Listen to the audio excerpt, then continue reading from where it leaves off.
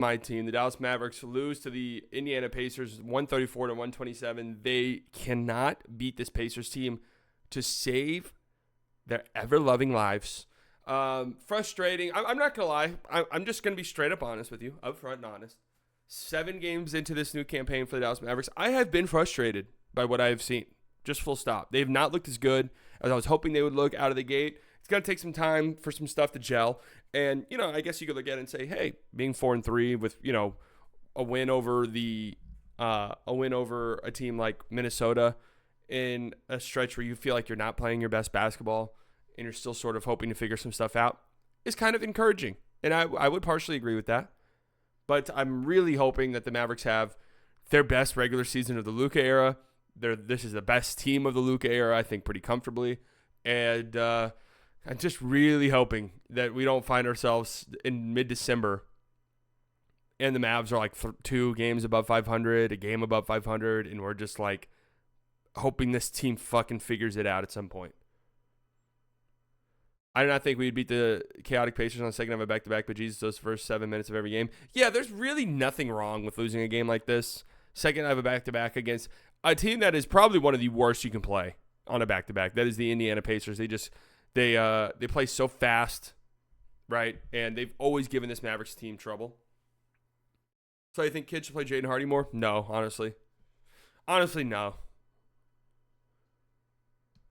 But yes, that is the part, Jeremy. 5 of their 7 games been at home. The Mavs are 3-2 at home. Like, if you want to be this super competitive team, if you want to be a team that is towards the top of the Western Conference, if you want to be a team that has home court advantage, if you want to be a team that's a 2 seed, a 3 seed, right? Even potentially pushing for a 1 seed, but I think that shit's nothing to do with the Mavericks. The Thunder are going to be the 1 seed comfortably.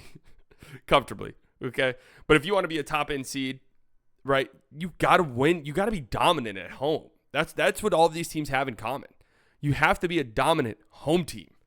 And the Mavs have now lost 2 games at home where they've been favorites by more than 5 points.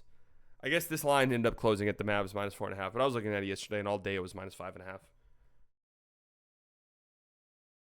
So, a little frustration there. They've been favored in every game and on 4-3. The Mavs have always notoriously been terrible against the spread, it feels like. Terrible.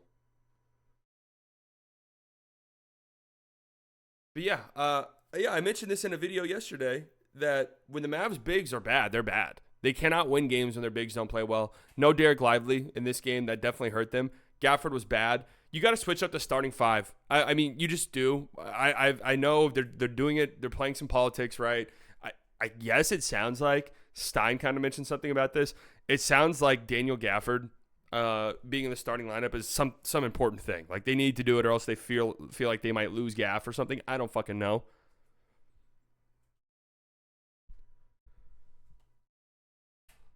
But this constant coming out of the gates, slow, getting doubled up in the first quarter, finding yourself down 10, 12, 15 points in the first quarter of every single game is just frustrating, and I think it's time for a change.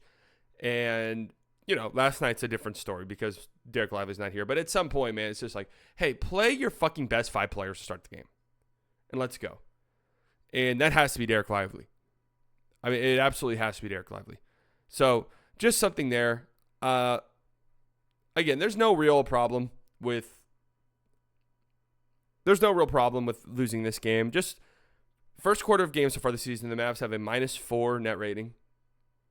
Second quarter of games +10, third quarter of games +10.5, fourth quarter +1.5. So these slow starts are just killing the Mavs currently, and this was true all season last year. All season last year as well. The Mavs they started so slow in these games. And it would be really nice, really, really nice if they solve that problem. Okay? It'd be really nice if they solve that problem. But the starting 5 group that they've had the last 3 games has been terrible. They were -8 against the Rockets, -7 against the Magic somehow, and -14 last night.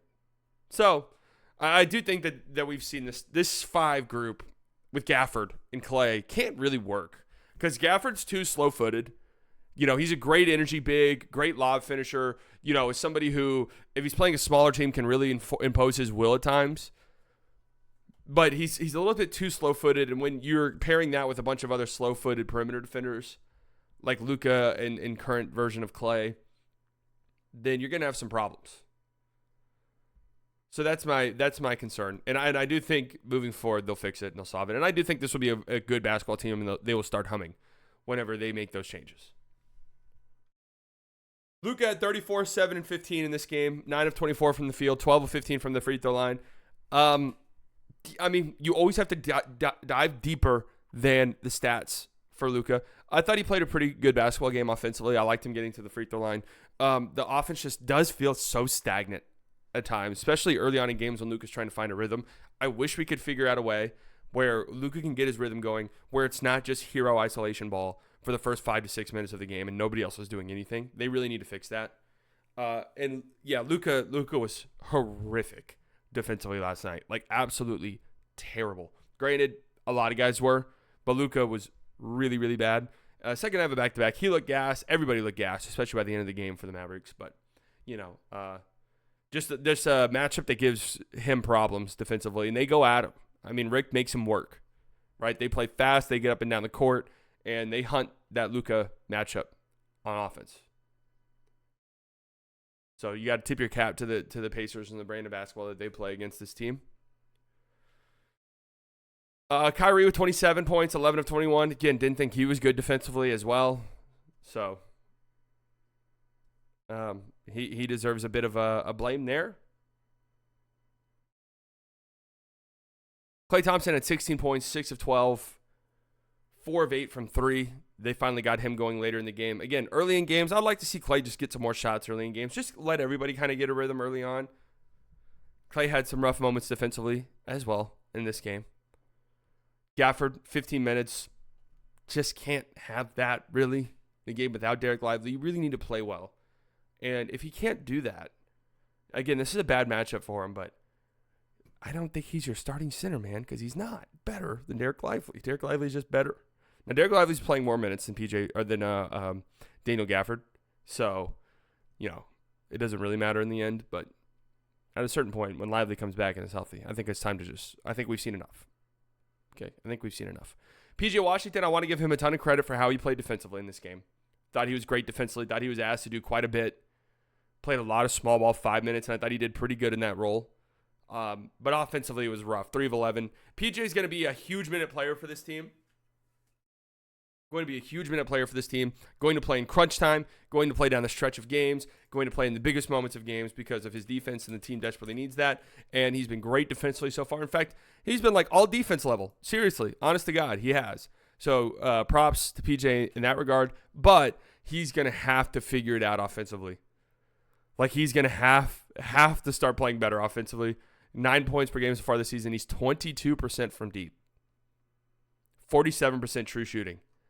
He's got to get it going offensively, man. At least average. Just be league average, efficiency-wise. We don't need you to do much of anything.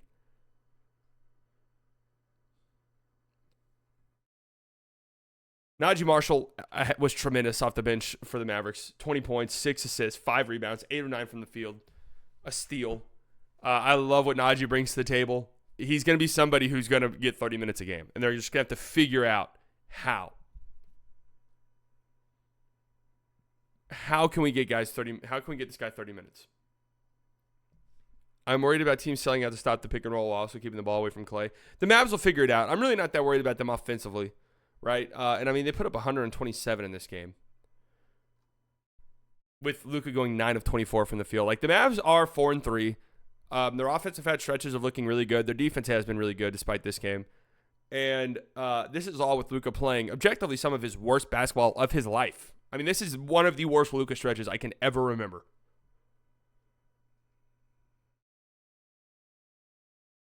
Just in terms of all-around play. So he will figure it out. The Mavs as a team, I think, will figure it out offensively. I mean, they shot 41% from 3 in this game.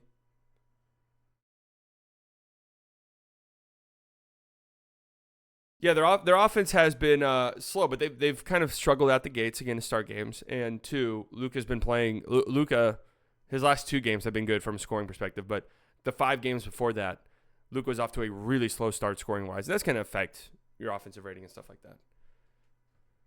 Dwight Powell, I thought, gave the Mavs some good minutes off the bench. He didn't record a single stat, but I just liked his presence on the court. I'm kind of surprised he didn't play more. Spencer Dinwiddie had a pretty solid game.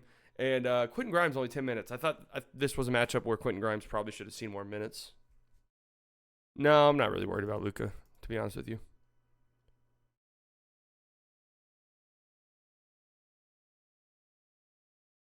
I'm not worried. And the Pacers, man, Miles Turner with 30 points and 11 rebounds, 10 of 17.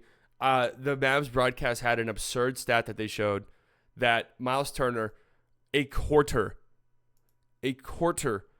of his 30-point games in his career have come against this Dallas Mavericks team. 25% of the 30-point games in Miles Turner's career have come against this Mavs team. 2% of his career games have come against this Mavs team. So, I mean, he just owns us. He owns us. It's absolutely insane. The Mavs can't stop him. Tyrese Halliburton played well in this game, just put a ton of pressure on the defense. You know, just getting downhill, getting into the paint. And the Mavs just had no answer.